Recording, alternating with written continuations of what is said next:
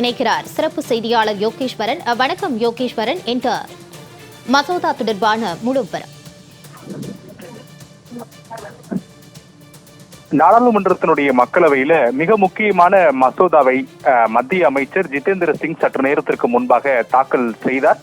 கடும் அமளிக்கு இடையே இந்த மசோதா என்பது தாக்கல் செய்யப்பட்டிருக்கிறது. என்ன மசோதா என்றால், பொது தேர்வுல முறைகேட்டில் ஈடுபடக்கூடிய குற்றவாளிகளுக்கு 10 ஆண்டுகள் சிறை தண்டனை மற்றும் அதிகபட்சமாக 10 கோடி ரூபாய் வரைக்கும் அபராதம் விதிக்கக்கூடிய வகையிலான சட்ட திருத்த மசோதாவை மத்திய அரசு நாடாளுமன்றத்தில் இன்று தாக்கல் செய்திருக்கிறது. கடந்த திங்கட்கிழமை அன்று நாடாளுமன்றத்தினுடைய மழைக்கால கூட்டத்தொடர் தொடங்கியிருந்த போதிலும் கூட கடந்த 5 நாட்களாக நாடாளுமன்றம் நீட் தேர்வு வினாத்தாள் கசிவு விவகாரத்தை மையப்புள்ளியாக வைத்து கடுமையாக முடங்கி இருந்தது. எதிர்க்கட்சியினுடைய எம்பிக்களும் கடும் அமளியில் ஈடுபட்டதன் விளைவாக அடுத்தடுத்து ஒத்திவைக்கப்பட்ட நிலையில கடந்த சனிக்கிழமை அன்று மத்திய கல்வி அமைச்சர் தர்மேந்திர பிரதான் நீட் தேர்வு வினாத்தாள் கசிவு விவகாரத்தில் தன்னுடைய ராஜினாமா கடிதத்தை குடியரசுத் தலைவருக்கு அனுப்பியிருந்தார். இந்த நிகழ்வுகளை எல்லாம் நாம் கடந்த நாட்கள் செய்திகள்ல பார்த்திருப்போம். இந்த நிலையில்தான் மத்திய அரசு நீட் தேர்வு உட்பட தேசிய அளவில் நடைபெறக்கூடிய தேர்வு வினாத்தாள் கசியக்கூடிய நடவடிக்கைகளை தடுப்பதற்காக பொது தேர்வுல முறைகேட்டில் ஈடுபடக்கூடிய குற்றவாளிகளுக்கு 10 ஆண்டுகள் சிறை தண்டனை மற்றும் அதிகபட்சமாக 10 கோடி ரூபாய் அபராதம் விதிக்கக்கூடிய வகையிலான சட்ட திருத்த மசோதாவை இன்று தாக்கல் செய்திருக்கிறது. குறிப்பாக இந்த மசோதாவை பொறுத்தவரையிலுமே 2024 மத்திய அரசு கொண்டு வந்த பொது தேர்வு சீர்திருத்த மசோதாவினுடைய மற்றொரு திருத்தமாக இருக்கும் என சொல்லப்பட்டிருக்கிறது.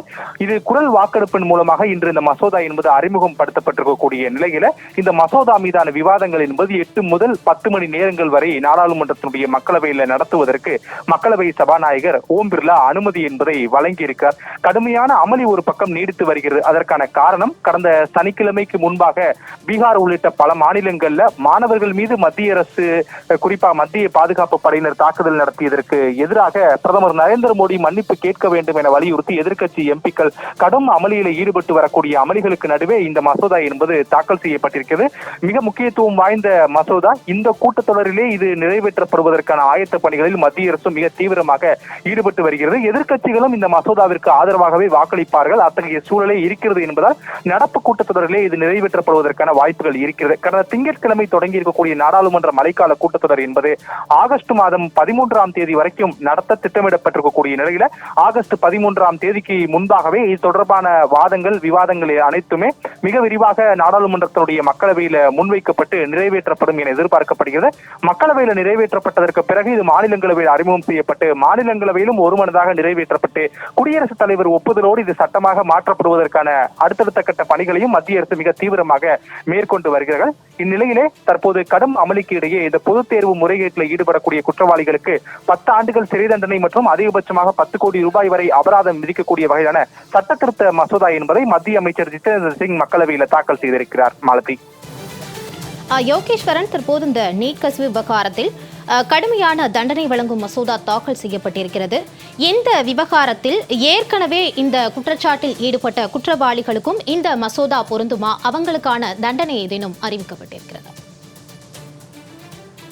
நீட் விவகார வினாத்தாள் கசிவு ஏற்பட்ட விவகாரத்தில் ஏற்கனவே 40க்கும் மேற்பட்டோர் கைது செய்யப்பட்டு விசாரணை வளையத்தில் இருக்கிறார்கள். அவர்களுக்கு எதிரான கடுமையான தண்டனை மற்றும் நடவடிக்கை எடுக்கப்படும் என மத்திய அரசு ஏற்கனவே உறுதி அளித்திருக்கிறது.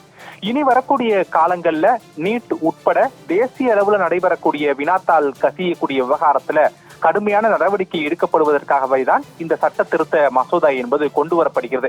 ஏற்கனவே இதே போன்ற மசோதா 2024 நாடாளுமன்றத்தில் தாக்கல் செய்யப்பட்டு ஒருமனதாக நிறைவேற்றப்பட்ட அதுவும் இருக்கிறது. ஆனால் அதற்கு பிறகும் கூட வினாத்தாள் கசியக்கூடிய விவகாரங்கள் தொடர்ச்சியாக நடைபெற்று வரக்கூடிய நிலையிலே இதில் கடும் நடவடிக்கை எடுக்கப்பட வேண்டும் என சமீபத்தில் பிரதமர் நரேந்திர மோடி தலைமையில் நடைபெற்ற அமைச்சரவை கூட்டத்தில் ஆலோசிக்கப்பட்ட பிறகு அவசரமாக இந்த மசோதா என்பது இன்று தாக்கல் என்பது செய்யப்பட்டிருக்கிறது.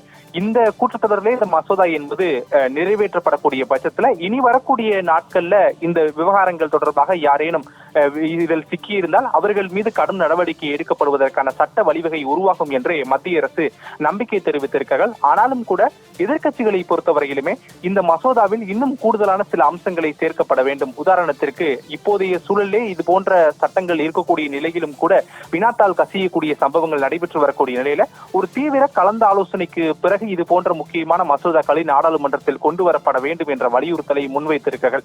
இது மட்டுமல்லாமல் சிறப்பு விசாரணை நடைபெறுவதற்கு என தனி சிறப்பு நீதிமன்றங்கள் அமைக்கப்படும் என்ற ஒரு உறுதிமொழியும் மத்திய அரசு வழங்கியிருக்கக்கூடிய நிலையில இது போன்ற வழக்குகள் கையாளுவதற்கு இன்னும் பல ஏற்பாடுகளை செய்யக்கூடிய நடவடிக்கைகளையும் மத்திய அரசு மேற்கொள்ள வேண்டும் என எதிர்க்கட்சிகள் மிக அழுத்தம் திருத்தமாக முன்வைத்திருக்கிறார்கள்.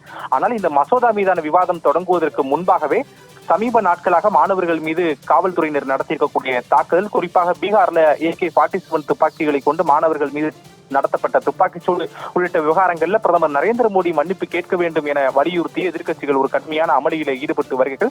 கடும் அமளிக்கு இடையே இந்த மசோதா மற்றும் அறிமுகம் செய்யப்பட்டு விட்டது. விவாதம் நடத்த தொடங்கப்படும் என சபாநாயகர் ஓம் பிர்லா நேரம் கொடுத்த போதிலும் கூட மக்களவையில எதிர்க்கட்சி எம்பிக்கள் சபாநாயகர் இருக்கையை சூழ்ந்து கொண்டு கடுமையான அமளியில் ஈடுபட்டதன் விளைவாக மக்களவை பிற்பகல் 2 மணி வரைக்கும் ஒத்திவைக்கப்பட்டிருக்கிறது.